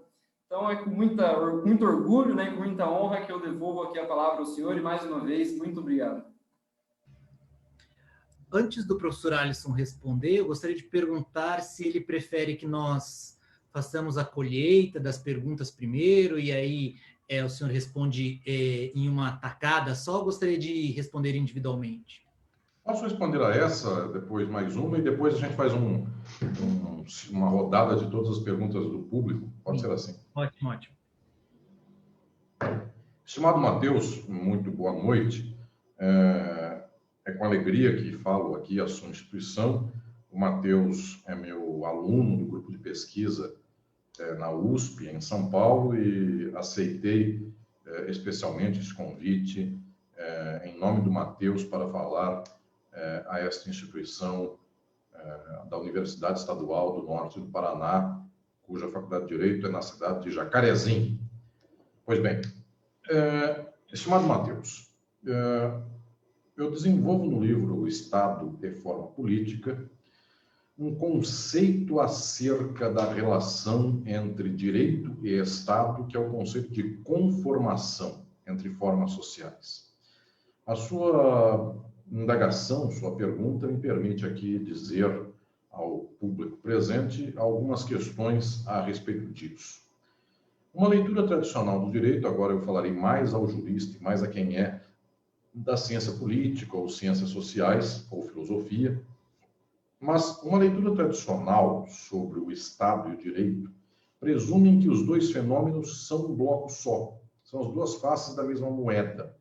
Um grande teórico do direito austríaco, Hans Kelsen, disse que o direito é o Estado e o Estado é o direito. Por que ele propõe isso? Porque o Estado é o que o direito disser que o Estado é. Então, a Constituição do Brasil falou que o Brasil tem 3 poderes. O direito constitucional deu 3 poderes para o país. A Constituição do Império dizia que o Brasil tem 4 poderes. Um dos 4 era o moderador, além do executivo, legislativo e judiciário. Então, o direito faria o Estado. E, por sua vez, quem faz o direito é o Estado. O Estado faz o direito. Porque quem foi o legislador que fez a Constituição? Um legislador que o Estado pôs como constitucionalista, como legislador constitucional, poder constituinte. Pois bem, eu estou aqui dizendo que temos, então, uma lógica que, pelo senso comum, é o mesmo, é do mesmo fenômeno, apenas é a face ou contraface da moeda. Então, Estado e Direito são a mesma coisa. Eu insisto com uma outra leitura. Estado e Direito não são a mesma coisa, são formas sociais distintas e, no entanto, ambas as formas não param de pé por conta própria. Elas são derivadas de uma forma determinante, que é a forma mercadoria. Quando eu digo forma mercadoria, eu digo das formas do capital, do capitalismo. O capitalismo é o único modo de produção que cria uma forma estatal e que cria uma forma jurídica. O escravismo e o feudalismo não tinham Estado e direito. Quem mandava na Idade Média? O senhor feudal. Ele não era o Estado.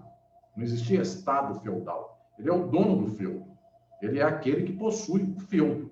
Ele manda matar. Não tem justiça medieval. Não existe poder judiciário medieval. Existe a vontade do rei, do senhor feudal. Só isso. E no mundo antigo, existe aquele grande dono daquele espaço escravocrata. Então, ele pode ser um rei da antiguidade, um grande senhor de escravizados, e ele manda de modo direto. Ele não está subordinado a um poder alheio a si próprio. Então, na Idade Antiga e na Idade Média, escravismo e feudalismo, quem detém o poder econômico também detém o poder político. No capitalismo, quem detém o poder econômico não detém o poder político. Então, ontem, para dar mais um exemplo do dia, hoje é 11 de dezembro de 2020, ontem morreu o homem mais rico do Brasil, o banqueiro José Safra. Esse homem era o homem mais rico do Brasil, mas ele não era o presidente da República. Portanto, ele não falava sobre regras de trânsito, ele não ia para a beira da estrada dar tchau para carros, que hoje são funções presidenciais. Carros passam, o presidente da República abana a mão. Isso é uma coisa que daqui, estou falando aqui, está sendo gravado, mas daqui a alguns anos as pessoas não entenderão direito, mas quem é dos dias de hoje sabe que uma das funções precípuas do nosso presidente da República é abanar a mão para pessoas que passam de carro na frente de postos da Polícia Rodoviária Federal. Não sei se já foi para o Paraná dar tchauzinho para vocês, mas eu tenho certeza que se aí for, deve inclusive encontrar muita gente que buzina em sentido favorável. Bem, Curitiba teve uma tradição muito boa de apoio a estes acenos, mas não toda a cidade, claro, sempre há umas pessoas de outro perfil político. Eu estou no estado de São Paulo, devia também ter vergonha de falar de estado alheio, porque aqui é onde tem mais aceno de modo geral. Bem, então o que estou dizendo para os senhoras e os senhores é que esta função do José Safra, que é a função da exploração, a função do capital, não é acompanhada no capitalismo pela função do Estado. Porque este capitalista não é o único da sociedade capitalista. Ele tem o dono do Itaú, ele tem o dono do Bradesco, eles concorrem. Então o Estado garante os três. Claro, o Estado tem suas preferências. O governante pode preferir um dos três. No entanto, ele garante o capital dos três. Então, o que estou dizendo é que no capitalismo, a forma mercadoria, que é o que dá a acumulação do capital, o capitalista, e quem não tem mercadoria é o trabalhador assalariado, isto que é a forma econômica do capital, gera uma forma estatal necessariamente. Enquanto no mundo antigo, no mundo medieval, as formas econômicas têm uma forma política própria, imediata. No capitalismo tem uma forma política mediata. Mas também gera uma forma jurídica. Por quê? Porque o capitalista só explora o trabalho do assalariado e toma a riqueza do assalariado, extrai mais valor, se o capitalista e o trabalhador, ambos forem sujeitos de direito. Então, para que haja exploração econômica, tem que haver sujeito de direito. Forma de subjetividade jurídica e forma política estatal são formas derivadas da forma mercadoria. Pois bem, mais um dado agora. Então, existe uma forma estatal, uma forma de subjetividade jurídica, mas estas duas formas se interagem parcialmente. No meu livro Estado e Forma Política, eu chamo isso de coformação. Formação comum, em algum ponto, de duas formas sociais já estabelecidas, de tal modo que uma tenta interferir na outra, mas não é que uma vira a outra, não é que uma se subsume totalmente à outra, de tal modo que ela fagocita e uma passa a ser outra. São duas formas distintas. Tanto é que, muitas vezes, o Estado proíbe certas relações econômicas, elas continuam existindo. Eu dou um exemplo muito patente. O Estado proíbe relações econômicas das drogas. E as drogas continuam fazendo contratos.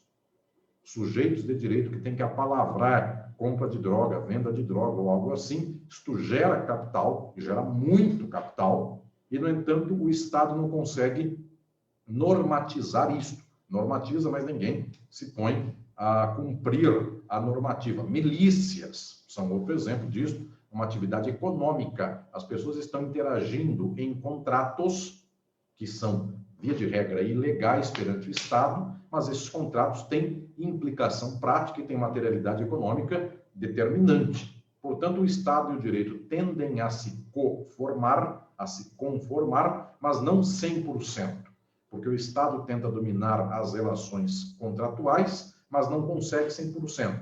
O direito tenta fazer com que o Estado garanta estas condições do capital, mas também o Estado, de vez em quando, tem que asfaltar rua, não dá para devolver tudo para o capitalista, ele aumenta impostos. Então, a relação nunca é perfeita, mas é bastante coesa. Há uma boa coesão entre Estado e direito. De tal modo que Estado não é direito, direito não é Estado, mas há uma coformação entre ambos. Se Estado e direito saem da forma mercadoria, e isto se chama derivação, então a minha tese é que entre Estado e entre direito haja uma derivação secundária. Ambos derivam diretamente das formas do capital, e ambos se interagem, de tal modo que aqui se dá uma derivação secundária. Esta é a tese, esta é, portanto, a minha chave de leitura científica a respeito da relação entre forma política estatal e forma de subjetividade jurídica. Obrigado, professor Alisson. Matheus Quintiliano tem uma pergunta para fazer também. Boa noite a todos. Boa noite, professor Jairo Lima, Natalina. Boa noite a Bruna Santiago e ao Matheus Beló. Boa noite especial a você, professor Alisson Mascaro. Gostaria de agradecer sua brilhante fala e dizer que aqui eu não falo apenas no meu nome, mas falo também no nome de um grupo de pesquisas que nós temos aqui na faculdade, um grupo que é ainda informal e que é genialmente encabeçado pelo Matheus Beló, onde a gente está estudando suas obras.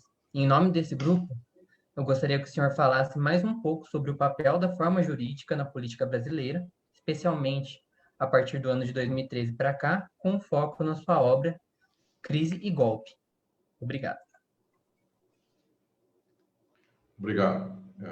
Minha saudação ao Matheus Quintiliano e a todas as alunas, os alunos, a Bruna está aqui representada, e a todas as alunas e os alunos que estão aí nesse grupo de pesquisa, que fico feliz que esteja sendo liderado pelo Matheus Beló Moraes e que terá uma profícua caminhada, portanto, em vossa universidade. Pois bem, eu tive a ocasião de tratar de como a forma se enraiza na formação, as formas sociais se enraizam na formação social brasileira, em um caso muito específico, que é o caso dos anos recentes do Brasil. Isto eu escrevi num livro publicado pouco tempo atrás, que se chama Crise e Golpe.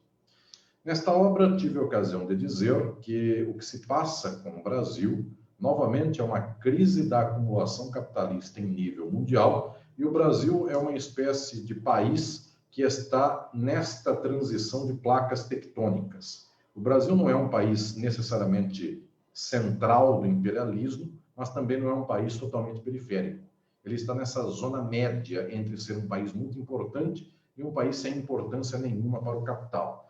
Não vou dar exemplos de países desimportantes do capital, mas os senhores sabem, não é desmerecimento, é uma constatação econômica. Existem países cujo impacto na economia mundial é diminuto. Eu poderia dar o exemplo do Uruguai.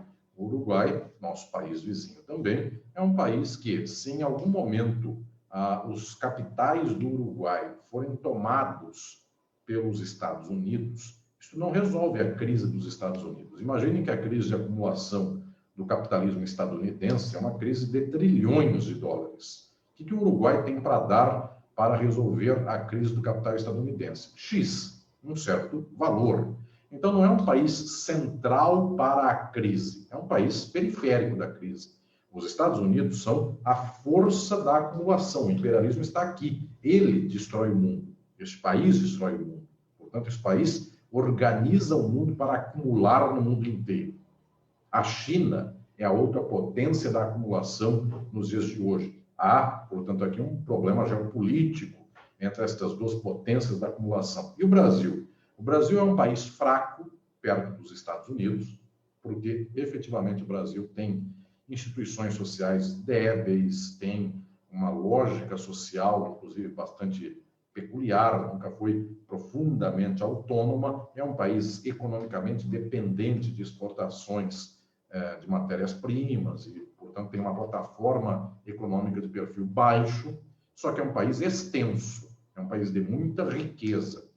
A forma de resolução da crise perpassando o Brasil, ela auxilia profundamente na manutenção da acumulação do capitalismo central. Portanto, o Brasil é uma plataforma fundamental ao capitalismo central. E observem que, quando se descobre petróleo aqui no Brasil, do pré-sal, isso é uma plataforma especial de acumulação destas empresas e destes bancos especuladores dos Estados Unidos e de outros países do capitalismo central. Efetivamente, a crise brasileira, ela tendeu a se resolver desgraçadamente contra o interesse nacional brasileiro. Tudo que se dá nos últimos anos no Brasil é em desfavor das empresas multinacionais brasileiras, sejam públicas ou privadas, então em desfavor da Petrobras, em desfavor da Odebrecht e de outras mais, e em favor, então, de empresas estrangeiras do grande capital estadunidense. O chinês aqui também foi alijado, foi relativamente posto ao largo disso, e estas empresas e capitais estadunidenses tomaram o país ainda mais, tal qual se deu em 1964, quando então a grande quebra do nacional-desenvolvimentismo aconteceu e aqui se deu a primeira cunha desgraçada de fim do getulismo, do trabalhismo, cujo último representante nacional-desenvolvimentista houvera sido o presidente João Goulart. Pois bem, então o que estou dizendo aqui é que existe uma razão da crise econômica do capital para pensar a crise brasileira. E, claro, esta crise das formas do capital também encontra uma crise da formação brasileira. Que crise é essa? Um país dominado por meios de comunicação de massa totalmente concentrados em 3 ou 4 mãos, de tal modo que a Rede Globo, que é historicamente antinacionalista, defende o capital imperialista estadunidense contra a Petrobras, contra empresas estatais nacionais, contra a nacionalização de empresas, ela defende privatização e auxílio, inclusive a acumulação econômica internacional. A Rede Globo de televisão tomou partido contra o modelo petista de neodesenvolvimentismo, ou alguma coisa parecida com isso, e, portanto, o povo brasileiro foi insuflado mediante variados meios de comunicação de massa, WhatsApp, redes sociais, para que tivesse orgulho, então, de posições privatistas, que o Brasil desse as suas empresas para o estrangeiro. Então, tudo isso se chama direita, são bandeiras de direita, e hoje, efetivamente, o povo brasileiro, que sempre foi insuflado a ser de direita, hoje ele tem ainda mais orgulho em ser de direita. Ele está, eu diria, instigado por estas pautas ideológicas do grande capital. O povo brasileiro está passando fome e defende a ausência de intervenção estatal. O povo está sem luz elétrica e defende a privatização da energia elétrica. Então, é um povo que foi insuflado a pensar contra si e hoje está como cão raivoso. O povo não consegue assentar esta ideologia e observar a tragédia que se instaurou, aumentando o grau desta febre contra o próprio país e contra o próprio interesse popular. Ainda nós estamos no momento febril de que o povo está pensando em favor dos capitalistas contra o próprio povo. Pois bem, o que estou dizendo aqui, senhoras e senhores, é que o Brasil teve, neste golpe de agora, esta é a tese central deste livro, que eu recomendo, inclusive, a leitura das interessadas e dos interessados. O Brasil teve um golpe que, diferentemente de 1964, foi um golpe capitaneado pelos juristas. Então, neste livro Crise e Golpe, eu digo que os militares estiveram atrás do golpe de agora e os juristas estiveram na frente. Como em 64 foi o inverso. O golpe foi militar. Os militares tiraram o poder das mãos do João Goulart. Ele estava em território nacional e foi declarado já em exílio. Isso foi um absurdo, foi canalha a declaração do dia 1º de abril de 64 de que João Goulart estava em exílio, ele estava no território nacional, só que isso foi o movimento militar. Os militares tomaram os quartéis, dos quartéis tomaram as grandes capitais e declararam um golpe. Pois bem, o nosso golpe de 2016, e que segue de lá até hoje, foi um golpe mediante impeachment e um golpe que se baseou em grandes instrumentações jurídicas como esta, que é paranaense também, a chamada Operação Lava Jato, que depois, inclusive, mereceu uma série de revelações de certas informações que vieram a ser a tal Vaza Jato. Pois bem, esse instrumento que se chama lawfare, para termos, inclusive, imediatos, o meu amigo, o professor Rafael Valim, dedica, inclusive, uma obra bastante específica para esse tema. Rafael Valim, que até é quase de vossa região, ele é natural de Avaré, no interior de São Paulo, não é tão longe de vossa cidade de Jacarezinho, e em algum momento, inclusive, merece ser ouvido pela vossa instituição, é importante que assim se o faça. Estas reflexões sobre lawfare, sobre a exceção específica dos dias de hoje, nos demonstra que o campo jurídico efetivamente optou por deliberadamente dizer que pessoas de esquerda devem ser perseguidas judicialmente, de direita não. Houve uma série de acúmulos de informações sobre corrupções de líderes políticos de direita e elas não foram investigadas, inclusive com declarações até deste juiz que depois se tornou ministro do governo subsequente, que disse que não era interessante investigar o ex-presidente da República do partido PSDB, porque ele era um apoiador da causa da Lava Jato, então se devia fazer investigação apenas aos partidos de esquerda e não àqueles outros, embora o crime, se crime fosse, seria o mesmo para as duas fundações de ex-presidentes. Pois bem, o que estou aqui então anunciando às senhoras e aos senhores é o fato de que o golpe de 2016 é um golpe capitaneado pelo direito e tendo por respaldo a mano militar, enquanto o golpe de 64 foi da mão militar e teve respaldo, obviamente, do direito, porque o STF brasileiro, não por unanimidade, mas por maioria, aceitou isso tranquilamente, esta ordem de coisas, e quem não aceitou foi cassado. Pois bem, então o que tivemos aqui é uma substituição de guarda principal. Isto revela, inclusive, quero aproveitar esta ocasião desta conferência para alertar as senhoras e os senhores professores, as senhoras e os senhores alunas e alunos da Faculdade de Direito, para o fato de que, efetivamente, a geração de hoje, de juristas, estudantes de direito, profissionais de direito, intelectuais do direito e professores de direito, é uma geração que, em maioria, não em unanimidade, existem exceções notáveis, mas em maioria tem sido uma geração de pessoas influenciadas, instigadas e responsáveis, inclusive, pela própria instigação, e tem sido uma geração de pessoas cuja leitura de mundo é uma leitura extremamente opressora, uma leitura, eu diria, de matriz reacionária, de um conservadorismo atroz. Então, é um levante cada vez maior de repressão penal, de pleito pelo fim de direitos sociais, de meritocracia, como se isso existisse na realidade, e, portanto, tendo por corolário prático que apenas o direito privado devesse existir. Infelizmente, a ideologia do jurista tem sido cada vez mais nociva, cada vez mais em defesa dos exploradores e cada vez mais em desconhecimento ou até mesmo ódio, desprezo pela luta da maioria da nossa gente, da nossa população. Eu não tenho, particularmente, nenhuma esperança de que a consciência jurídica, em médio prazo, consiga melhorar. As faculdades de direito, em maioria, e todas elas têm exceções, e reconheço que esse espaço, inclusive, é um espaço excepcional, mas, via de regra, as faculdades de direito são constituídas de elementos reacionários, elementos de perfil conservador, que defendem aprisionamento, que, inclusive, são machistas, patriarcalistas, homofóbicos, transfóbicos, têm preconceitos contra povos originários indígenas, tem preconceito contra o MST, tem preconceito contra o sem-teto, contra sindicatos,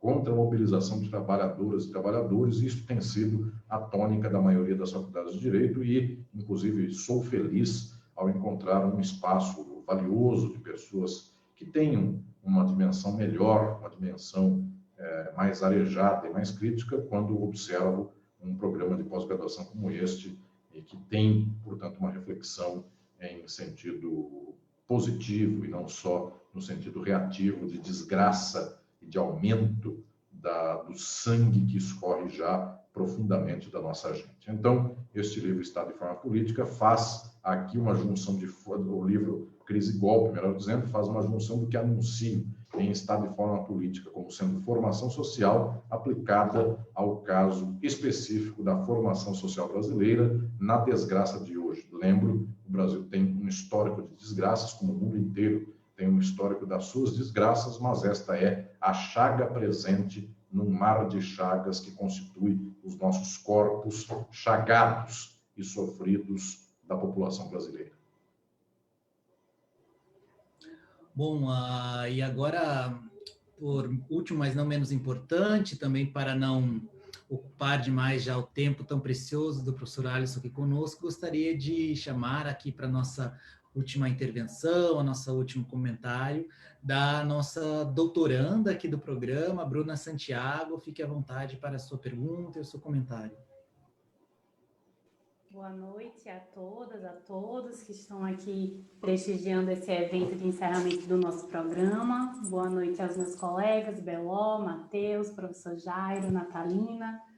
Boa noite, professor Alisson Mascaro. Eu queria iniciar o meu comentário agradecendo por essa palestra. Numa noite de sexta-feira, eu acho que é importantíssimo que as palestras e os estudos, eles aconteçam com essa intensidade, com essa forma sagaz de expressar e de expor tantas desigualdades. Então, para mim, tenho certeza que falo em nome de todas as minhas colegas e colegas, foi muito prazeroso poder ouvir uma fala tão inteligente e tão sagaz aqui hoje. Então, agradeço por isso. E a minha pergunta em relação a tudo que foi exposto aqui hoje, ela, tenho certeza, não contempla apenas as minhas inquietações, mas também as inquietações de outras alunas da graduação, da pós-graduação, da nossa universidade, que a cada dia mais vem ocupando um espaço muito importante de estudos feministas e que tenho certeza que vão se sentir contempladas também com essa reflexão. No decorrer da sua fala, muito foi dito sobre vender força de trabalho, o que me lembrou a obra da professora Silvia Federici, quando ela fala: isso que chamam de amor é trabalho não pago. E em seu pensamento, ela sustenta que as mulheres e toda a opressão patriarcal, elas estão diretamente ligadas ao que propaga e ao que permite que esse sistema capitalista ele continue se sustentando de uma forma tão firme e opressora. Então, eu gostaria também aqui de citar um dos textos do professor, que foi o texto publicado em 2015, no site da editora Boitempo, que o professor intitulou Todo Direito é um Golpe. E depois de fazer algumas reflexões sobre as formas de dominação de seres humanos sobre outros seres humanos, o senhor finalizou o texto falando que o golpe está no mundo jurídico, porque dentro, nas margens ou fora da lei se fala direito. Então, eu queria perguntar, né, depois de destacar esses pontos, como o senhor pensa que o movimento feminista pode contribuir para expor todas essas formas de opressões e para fazer com que esse golpe do mundo jurídico ele possa ser combatido, para fazer com que esse direito ele possa ser reconstruído por todas e por todos, sem que haja a exclusão que vem ocorrendo durante todos esses anos. E agradeço mais uma vez, foi muito prazeroso poder te ouvir. Obrigada. Obrigado, prezada Bruna. Também vai a minha saudação às alunas e alunos da pós-graduação em estrito senso, da UEMP, mestrado, doutorado. É uma alegria tê-las e tê-los nesta ocasião. Faz agora pouquíssimo tempo, um mês, acaba de sair um livro que é resultado de uma tese de doutorado que eu orientei de uma querida orientanda minha, que é a professora Thailise Leite. O Matheus, inclusive, me parece que já está com um livro na mão. Enfim, tem aí o texto, o livro Crítica ao Feminismo Liberal, Valor, Clivagem e Marxismo Feminista. A professora Thailise Leite, muito querida, uma pesquisadora ímpar no cenário intelectual brasileiro hoje, ela me lembra muito vocês da própria UEMP, porque ela veio também a mim, em São Paulo, com uma história de graduação e mestrado em uma universidade estadual magnífica e de grande importância, que é a Universidade Estadual Paulista, a Unesp, cuja Faculdade de Direito fica em Franca. Então, a Faculdade de Direito é co-irmã da vossa, porque a vossa faculdade é estadual paranaense e a Unesp é estadual paulista, como a minha. A USP também é estadual, mas é estadual da capital. E, portanto, eu falo das co-irmãs caipiras, se me permitem assim dizer, de todas estas duas universidades. E a professora Thailise Leite, eu a trouxe para São Paulo para uma pesquisa ímpar, que era exatamente o propósito de fazer a reflexão mais avançada sobre a leitura da luta antipatriarcal, antimachista, da luta feminista, numa sociedade que tem que lutar contra o capitalismo, que tem que lutar contra o capital. Portanto, uma luta que é da classe trabalhadora e é uma luta das mulheres. E eu recomendo, prezada Bruna, este livro que acabou de sair, é um livro muito recente, até me surpreendo que o Matheus já tenha o recebido. Mal acabou de sair da gráfica, da editora Contracorrente, editora muito especial. Eu acabei também de lançar para essa editora um livro sobre Althusser e o materialismo aleatório, um livro de filosofia, que também saiu por esses dias. Pois bem, então, este livro da professora Thaís Leite, minha orientanda, nele eu, inclusive, faço o prefácio e exponho os termos gerais desta orientação. Ele busca dizer que é impossível que nós saiamos desta sociabilidade capitalista e patriarcal com uma das duas resolvidas apenas. Eu quero dizer aqui muito explicitamente que ou saímos da sociabilidade que explora e oprime, ou nós não acabamos só com a exploração ou só com a opressão, porque a exploração e a opressão são fundidas. Esta máquina é uma só. Não tem jeito de eu desfundir e dizer, agora que eu desfundi, fica a opressão e não fica a exploração, ou vice-versa, fica a exploração e não fica a opressão. A pensadora mais avançada a falar sobre isso é uma alemã marxista, de cariz, inclusive de grande impacto na leitura econômica do feminismo, que é a alemã Roswitha Schulz. A Thaís Leite, nesse livro, estuda em especial as ideias de Roswitha Schulz, e recomendo a todas e todos que leiam este livro de Thaís Leite, leiam as ideias de Roswitha Schulz, são as ideias mais avançadas e mais radicais nesse sentido. Por que eu digo isso, prezada Bruna, e com isto eu, inclusive, dou um guia de reflexão às minhas alunas e meus alunos, dado que o dever de luta contra o capitalismo é o mesmo também de luta contra o machismo. E este dever é de mulheres e homens. Portanto, a uns se aproveita o machismo, a outras não, mas o dever de luta contra o machismo é de ambos. E, portanto, é uma luta que deve ser feita por mulheres e também por homens em desfavor, inclusive, do patriarcado. Isto é muito patente, é muito cristalino. Pois bem, o que estou dizendo aqui? Eu trago essas questões a esta leitura de fundo que se dá com o fato de que a estrutura social que temos, eu poderia até tomar isto como crise, só que é uma crise tão estrutural que nem crise é forma de organização social, que é o patriarcado. A crise se revela quando as mulheres estão sendo mortas, perseguidas, e isso se dá aqui num quadro de desemprego em massa, condição de exploração da mulher de modo bastante mais avultado, a mulher negra, que também sofre, além disso, o racismo.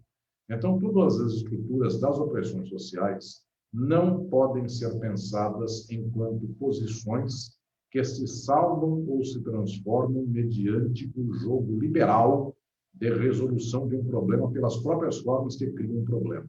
Porque a exploração do trabalho assalariado, que para a mulher é ainda pior, porque é um trabalho da casa, é um trabalho que não é considerado trabalho, porque teoricamente é dito pelo machismo, patriarcalismo, seria uma função feminina natural de trabalhar em dobro, isto é um absurdo.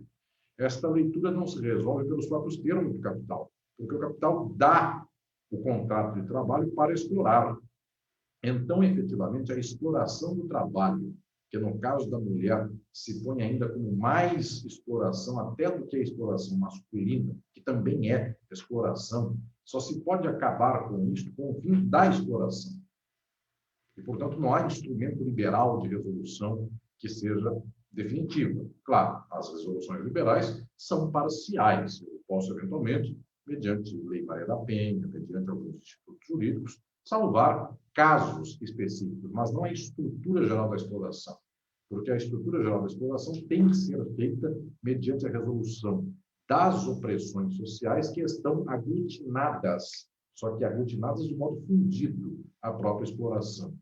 Ou o mundo será de libertação do patriarcalismo, ou ele não será socialista.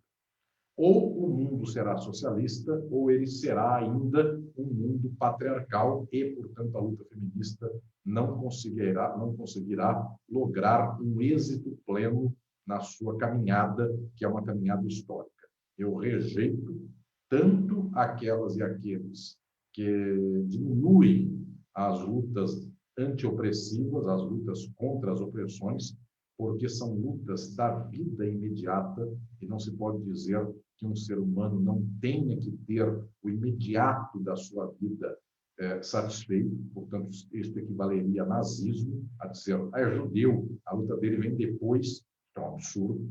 As lutas das mulheres, dos LGBTQIA+, as lutas dos povos originários brasileiros, indígenas, autóctones, as lutas dos imigrantes no país, as lutas das negras e dos negros numa sociedade racista, são lutas decisivas. É preciso que haja um engajamento total nestas lutas, como também é decisiva a luta contra o capitalismo. Quem lutar por um dos dois apenas não lutou a luta fundamental para a transformação da sociabilidade. Então, temos que ser socialistas e feministas, socialistas e antirracistas, socialistas e antixenófobos, e todas as lutas que vêm com a opressão têm que ser lutas socialistas. Então, Bruna, eu recomendo, além dos meus livros com os quais trabalho com essas questões, também esta orientação que desenvolvi, que julgo seja um dos textos mais importantes dos dias de hoje, que é da minha querida orientanda, a professora Thaís Leite, que serve de obra referencial, quem sabe, para vossos estudos feministas aí no Paraná, possa servir de guia condutor, inclusive, de uma caminhada profícua, numa luta que não estou dizendo que é fácil, pelo contrário, eu estou dobrando a luta. Quem luta só contra a opressão, ponha no outro ombro a luta contra a exploração. Quem luta só contra a exploração, ponha no outro ombro a luta contra as opressões. E alguém vai dizer, meu ombro é fraco. Se carregarmos esta cruz em conjunto, daqui a pouco esta cruz nem cruz mais é. É a estaca que vai fundar uma nova sociabilidade e vai fundar, então, um tempo sem opressões e sem exploração. Muito obrigado. Muito obrigado, professor Alisson. Foi uma grande alegria e, acima de tudo, um grande aprendizado ouvi-lo durante essa noite. Gostaria de dizer que tivemos em nossa página no Facebook dezenas e dezenas de manifestações, dezenas de congratulações à sua fala, a diversos ex-alunos seus mandando abraços, que estão lhe ouvindo, mandando saudações, e isso demonstra o quão marcante deve ser a experiência de ter o prazer, o senhor, como professor. Isso, acima de tudo, é um reconhecimento bastante merecido. Por esse pequeno momento que nós tivemos essa noite, nós pudemos sentir um pouco como deve ser grandiosa essa experiência por aqueles que passam pelas suas falas, pelos seus estudos, pelos seus ensinos. Essa noite nós fomos prazerosamente seus estudantes e, acima de tudo, saímos muito mais estimulados, muito mais cientes, conscientes e, acima de tudo, interessados no estudo da teoria do direito, do marxismo e concomitante às discussões e ao debate contra todas as formas de opressão. Muito obrigado, professor Alisson. O programa de pós-graduação em Ciência Jurídica da UEMP encerra suas atividades acadêmicas, letivas, hoje, comemorando seus 20 anos, mas é um encerramento com uma abertura imediata. Isso significa que encerramos com o professor Alisson, mas esperamos que com o professor Alisson seja apenas o início de um diálogo, de uma comunicação bastante profícua pelos próximos anos. Sinta-se, professor Alisson, sempre muito bem-vindo em nossa instituição e que seja o mais breve possível de forma física e, enquanto não for possível, que as nossas janelas aqui virtuais estejam sempre abertas para recebê-lo, para dialogar e para ouvi-lo um pouco mais. Muito obrigado a todas que nos acompanharam, a todos que estão conosco, ao Matheus pela organização, a Bruna, ao Matheus Quintiliano, Natalina, a todos aqueles que possibilitaram essa noite tão agradável. Muito obrigado, professor Alisson. Tenha uma boa noite. Espero que possamos nos rever muito em breve. Obrigado. Boa noite a todas e todos. Boa noite a todos. Tenham um bom final de semana. Boa noite.